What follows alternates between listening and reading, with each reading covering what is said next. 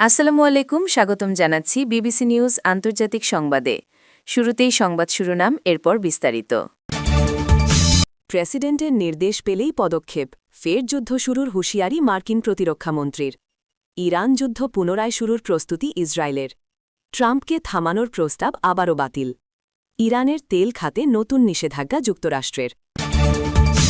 দর্শক, এতক্ষণ শুনছিলেন সংবাদ শিরোনাম। এখন বিস্তারিত। আপনি যদি ইসরায়েলের ধ্বংস চান এবং মুসলিমদের পাশে থাকেন, তাহলে ভিডিওতে লাইক করে চ্যানেলটি অবশ্যই সাবস্ক্রাইব করে দিবেন এবং আপনার মূল্যবান মতামত অবশ্যই কমেন্টে লিখে জানিয়ে দিবেন। এখন বিস্তারিত। প্রেসিডেন্টের নির্দেশ পেলেই পদক্ষেপ, ফের যুদ্ধ শুরুর হুঁশিয়ারি মার্কিন প্রতিরক্ষামন্ত্রী। ইরান তাদের হারানো সামরিক সক্ষমতা পুনরুদ্ধার করতে পারবে না বলে মন্তব্য করেছেন মার্কিন প্রতিরক্ষামন্ত্রী পিট হেগসেথ। একই সঙ্গে তেহরানকে পরবর্তী পদক্ষেপ বুদ্ধিমত্তার সঙ্গে বেছে নেওয়ার আহ্বান জানিয়েছেন তিনি। ওয়াশিংটন ডিসিতে এক সংবাদ সম্মেলনে হেগসেথ বলেন, যুক্তরাষ্ট্র নিশ্চিত করবে যাতে ইরান কখনোই পারমাণবিক অস্ত্র অর্জন করতে না পারে। তিনি জানান, এই লক্ষ্য অর্জনে যুক্তরাষ্ট্র প্রথমে ভাইস প্রেসিডেন্ট জেডি ভ্যান্সের নেতৃত্বে কূটনৈতিক পথকে অগ্রাধিকার দিচ্ছে, তবে প্রয়োজনে কঠোর পথেও এগোনো হবে। তিনি সতর্ক করে বলেন, ইরান ভুল সিদ্ধান্ত নিলে তাদের ওপর অবরোধ আরও জোরদার হবে এবং অবকাঠামো, বিদ্যুৎ ও জ্বালানি খাতে হামলা চালানো হতে পারে। ইরানের সামরিক নেতৃত্বকে উদ্দেশ্য করে হেগসেথ বলেন, আমরা আপনাদের ওপর নজর রাখছি। তিনি দাবি করেন, যুক্তরাষ্ট্র ও ইরানের সামরিক সক্ষমতা সমান নয় এবং এটি সমান লড়াই নয়। তার ভাষায়, আমরা আরও শক্তিশালী হচ্ছি, আর আপনারা অবশিষ্ট ক্ষেপণাস্ত্র ও লঞ্চার খুঁজে বের করছেন, যেগুলো প্রতিস্থাপনের কোনো সক্ষমতা আপনাদের নেই। হেগসেথ আরও বলেন, মার্কিন বাহিনী পূর্বের যে কোনো সময়ের চেয়ে বেশি শক্তি নিয়ে প্রস্তুত রয়েছে এবং প্রেসিডেন্টের নির্দেশ পেলেই দ্রুত পদক্ষেপ নিতে সক্ষম। হরমুজ প্রণালী প্রসঙ্গে তিনি বলেন, মার্কিন অবরোধী পরিস্থিতি মোকাবিলার সহনশীল পথ।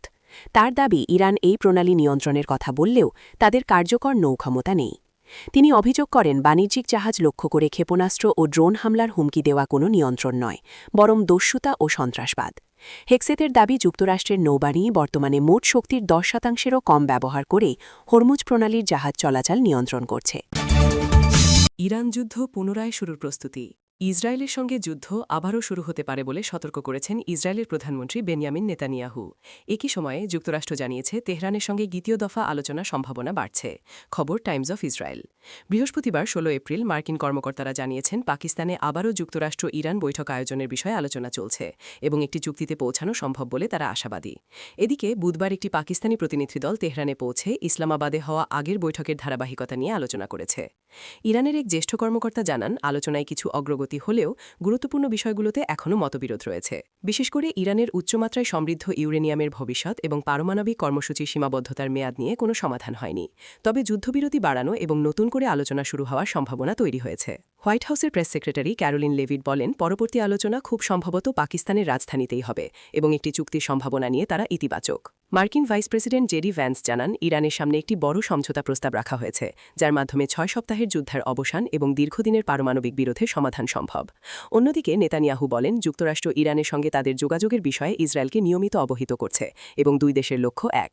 তিনি বলেন, ইরানের ইউরেনিয়াম সমৃদ্ধকরণ সম্পূর্ণ বন্ধ করতে হবে এবং হরমুজ প্রণালী আবার খুলে দিতে হবে।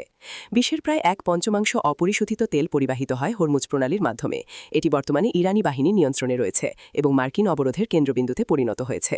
নেতানিয়াহু বলেন, যুদ্ধ কিভাবে শেষ হবে বা কিভাবে এগোবে তা এখনই বলা যাচ্ছে না, তবে যুদ্ধ আবার শুরু হওয়ার সম্ভাবনা মাথায় রেখে আমরা সব ধরনের পরিস্থিতির জন্য প্রস্তুত। এদিকে আন্তর্জাতিক মুদ্রা তহবিলের প্রধান ক্রিস্টালিনা জর্জিয়েভা সতর্ক করে বলেছেন, মধ্যপ্রাচ্যের এই সংঘাত দীর্ঘায়িত হলে বৈশ্বিক অর্থনীতির জন্য কঠিন সময় সামনে আসবে এবং উচ্চ তেলের দাম খাদ্য মূল্যস্ফীতিতেও প্রভাব ফেলতে পারে। যদিও কূটনৈতিক অগ্রগতির খবরে যুক্তরাষ্ট্রের শেয়ার বাজারে সূচক ঊর্ধ্বমুখী হয়েছে এবং তেলের দাম কিছুটা কমেছে। একই সঙ্গে আঞ্চলিক কর্মকর্তারা জানিয়েছেন, যুদ্ধবিরতি বাড়ানোর বিষয়ে নীতিগতভাবে যুক্তরাষ্ট্র ও ইরানের মধ্যে সমঝোতা হতে পারে। মধ্যস্থতাকারীরা 3টি প্রধান বিষয় সমাধান খুঁজছেন: ইরানের পারমাণবিক কর্মসূচি, হরমুজ প্রণালী এবং যুদ্ধকালীন ক্ষতিপূরণ। ইরানের পররাষ্ট্র মন্ত্রণালয়ের মুখপাত্র ইসমাইল বাগেই বলেন, ইরান ইউরেনিয়াম সমৃদ্ধকরণের ধরন ও মাত্রা নিয়ে আলোচনা করতে প্রস্তুত, তবে নিজেদের প্রয়োজন অনুযায়ী এই কার্যক্রম চালিয়ে যাওয়ার অধিকার রাখতে হবে। এদিকে যুক্তরাষ্ট্রের প্রেসিডেন্ট ডোনাল্ড ট্রাম্প দাবি করেছেন, ইরান চুক্তি করতে আগ্রহী। তিনি আরও জানান, চীন ইরানকে অস্ত্র সরবরাহ না করার বিষয়ে সম্মত হয়েছে, যদিও এ নিয়ে ভিন্ন মত রয়েছে। অন্যদিকে মার্কিন সেন্ট্রাল কমান্ড সেন্টকম দাবি করেছে তাদের অবরোধে ইরানের সমুদ্রপথে বাণিজ্য পুরোপুরি বন্ধ হয়ে গেছে এবং প্রথম 48 ঘণ্টায় 10টি জাহাজ ফিরিয়ে দেওয়া হয়েছে। তবে সাম্প্রতিক শিপিং ডেটা ও ইরানি গণমাধ্যম বলছে কিছু ক্ষেত্রে জাহাজ চলাচল এখনও অব্যাহত রয়েছে। ইরানের সামরিক কর্তৃপক্ষ হুঁশিয়ারি দিয়ে বলেছে অবরোধ তুলে না নিলে পারস্য উপসাগর, ওমান সাগর ও লোহিত সাগরে কোনো আমদানি রপ্তানি চলতে দেওয়া হবে না। দেশটির সর্বোচ্চ নেতার উপদেষ্টারা আরও সতর্ক করে বলেছেন যুক্তরাষ্ট্র যদি হরমুজ প্রণালী নিয়ন্ত্রণের চেষ্টা করে তবে মার্কিন জাহাজ লক্ষ্যবস্তুতে পরিণত হতে পারে। ট্রাম্পকে থামানোর প্রস্তাব আবারও বাতিল। মার্কিন সিনেটে ডোনাল্ড ট্রাম্পের ইরান যুদ্ধের ক্ষমতা সীমিত করার চেষ্টা আবারও ব্যর্থ হয়েছে। বুধবার সিনেটে ভোটাভুটিতে প্রস্তাবের পক্ষে ৪৭ জন সিনেটর ভোট দেন, বিপক্ষে পড়লে ৫২ ভোট।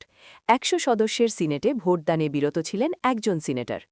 এ নিয়ে চতুর্থবার সিনেটে ট্রাম্পের যুদ্ধ ক্ষমতা কমানোর চেষ্টা ব্যর্থ হল। ডেমোক্র্যাটদের এই উদ্দেশ্যের লক্ষ্য কংগ্রেসের অনুমোদন না পাওয়া পর্যন্ত ইরানে সামরিক অভিযান বন্ধ রাখা।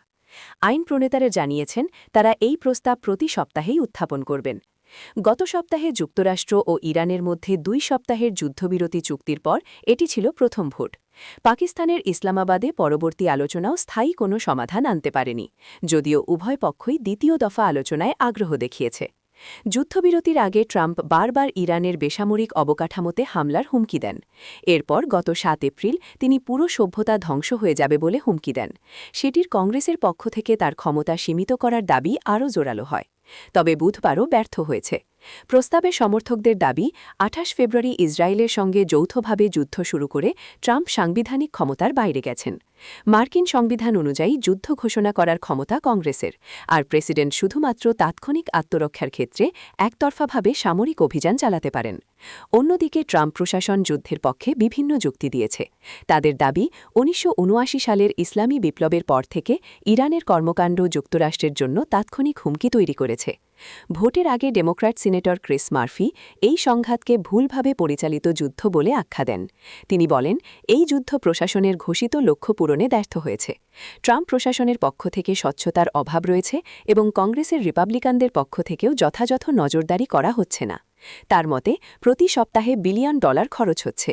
ইতিমধ্যে ১ ডজনের বেশি মার্কিন নাগরিক নিহত হয়েছে এবং মধ্যপ্রাচ্যে আঞ্চলিক যুদ্ধ ছড়িয়ে পড়েছে, যা বৈশ্বিক অর্থনীতিকেও ক্ষতিগ্রস্ত করছে। রিপাবলিকান সিনেটর জিম রিচ বলেন, প্রেসিডেন্ট হিসেবে ট্রাম্প তার ক্ষমতার মধ্যেই কাজ করছেন। তিনি প্রস্তাবটিকে পুরনো একই বিষয় বলে উড়িয়ে দেন। ইরানের তেল খাতে নতুন নিষেধাজ্ঞা যুক্তরাষ্ট্রের। ইরান যুদ্ধের মধ্যে হরমুজ প্রণালী বন্ধ রাখার প্রেক্ষাপটে ইরানের তেল শিল্পের ওপর আরও কঠোর নিষেধাজ্ঞা আরোপের ঘোষণা দিয়েছে যুক্তরাষ্ট্র। বুধবার ১৫ এপ্রিল মার্কিন অর্থ মন্ত্রণালয় এ ঘোষণা দেয়।